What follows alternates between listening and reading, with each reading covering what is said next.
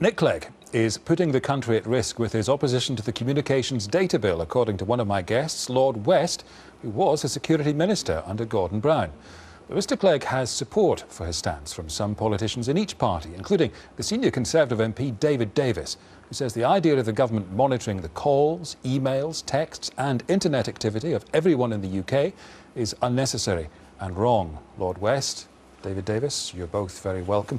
Lord West, why does the government need to know more about what we're doing?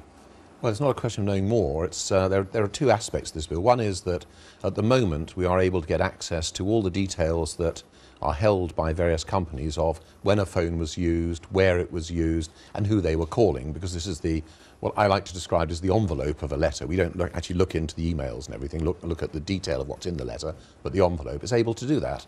But because of the new methods of talking to each other, the new methods of communicating, we can't look at things like Skype and things like that, so those are unavailable to us. And also, the companies are no longer keeping the material they used to keep of the details of mobile phones and things. And that was what first alerted us that we were beginning to lose that data. So 95% of all prosecutions by the CPS, really serious prosecutions, involve communications data. That was slowly beginning to disappear. So clearly something needed to be done to hold on to that, something that's always been there, always been available. And as I say, also there's new communications methods, so let's get the same detail that we could get off that stuff, of this new data of Skype and things like that. Can you just, that explains the technology, can you just draw the dotted line from the government's point of view? Why is that information necessary? What are you trying to do with it? Well, what that enables you to do is prove, for example, that someone has lied about where they are. A very good case, which is one I can quote because all the facts are out now, is the Soham murderer. You know, he said he wasn't in certain places. He said that the little girls weren't in certain places. But when one's able to get that data, you know where he was. When he says, "Oh, I wasn't in such and such at that time," you've got the records to show it because the companies kept that data, because that's how they charged people. As we are becoming more modern in communications, the companies aren't keeping that. And so we said, right, we've got to be able to somehow access that data. What we'll do is somehow either pay the companies or how we do it. And because we knew this was sensitive, we said, right, we've got to have a lot of pre-legislative scrutiny on this. And Labour first introduced it. There was talk of a big government database. That, I think, was not right. And it was decided, no, let's not do that. There's a lot of discussion between the parties about it. And now the latest position is there have been two committees, the ISC and a specially constituted committee, has looked at this legislation. And do you think what happened in Woolwich makes this more urgent, more important? I think what it did to me was raise the issue again, made us think about the fact that we are under a fairly serious threat of terrorism all the time. All right, and we need this data, and I thought here's a good opportunity to just point out again that this is very important to us. The government just wants to have a look at our envelopes. I wish that it were. I mean, first thing, let's just pick up your point about Woolwich. Last week, one of the papers, The Independent, quoted somebody from MI5 saying this would have made no difference whatsoever to Woolwich, that it was actually rather a cheap argument, and in fact, you need to do other things to deal with Woolwich, not this sort of thing. Now, look at the envelopes. Well, let's take the Soham issue. You raised Soham. I mean, actually, there were 9 pieces of data on the murderer at Soham, which was sitting around in police databases, never found. At 7/7, during the run-up to the 7/7 atrocity, MI5 knew about all 4, and particularly the 2 lead killers, and yet did nothing about it. Why? Because they had so much data. They had 2,000 people on the database.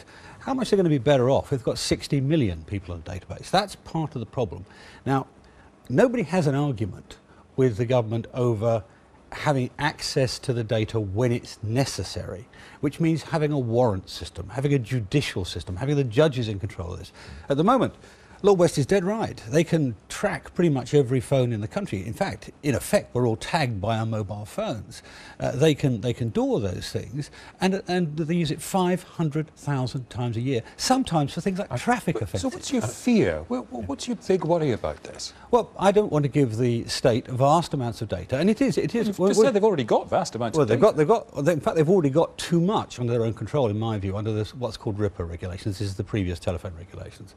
Well, RIPA was let's be clear, RIPA was put in to actually constrain and control it. Well, it didn't. Well, that's what you say, but the government can't even tell you how it uses the 500,000. It's only by us FOIing police forces that we know they use them for things as mundane as traffic offences. So, no, it's not just the fact that it's large amounts of data. It's also illustrative things. If you look at everybody's email, text, phone calls and so on, you know exactly where they are, you know who they're talking to, you know even which web addresses they're going to, which can tell you actually what the content is, whether you call out the address or not. So all sorts of very serious reasons, and I really don't think the government, either the current or the previous one, really understood what they were intending to do when they started out down this road. And David is doing a very scattergun approach to all this. I mean, it's quite clear this data is available, it's quite clear it's used in 95% of cases. It is crucial information for prosecuting serious crimes as well as terrorism.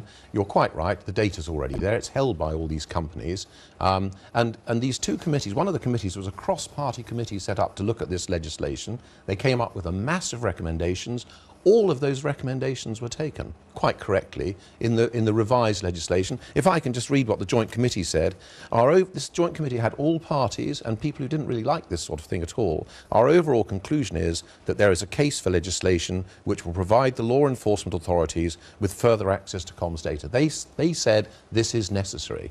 And there was no doubt about it. It was intended to be in the Queen's speech fully, and it was withdrawn, I'm afraid, because the Deputy Prime Minister actually thought, here's a nice little political thing, I can score a point on this. Oh, he doesn't care about freedom. Well, it seems to me that I'm very wary of saying that. All I would say is that he has had some problems with making certain political points, and this is a bit of a political point. And it's not looking, I don't believe he's really taken full cognizance of what the security implications really are. You're saying that the Deputy Prime Minister is putting party political points before national security? What I'm saying is that is something that is important to him, and that he hasn't taken full cognizance of what the implications of not doing this are, because he's getting advice from all sorts of people about saying, oh, this is wrong, whatever, and I don't believe he's really focused on it.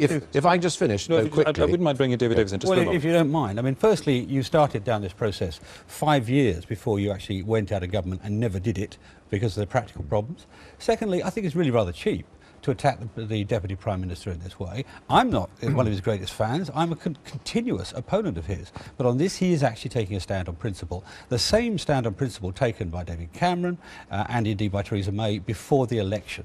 So I don't think you can actually take that line. What you can't do is name one case where this would have solved the problems which you don't have now. Not one case. You've got about 95%. There's not a single case you can point to where this would have been prevented with this information. This is one of the crucial things that is required in prosecuting serious cases.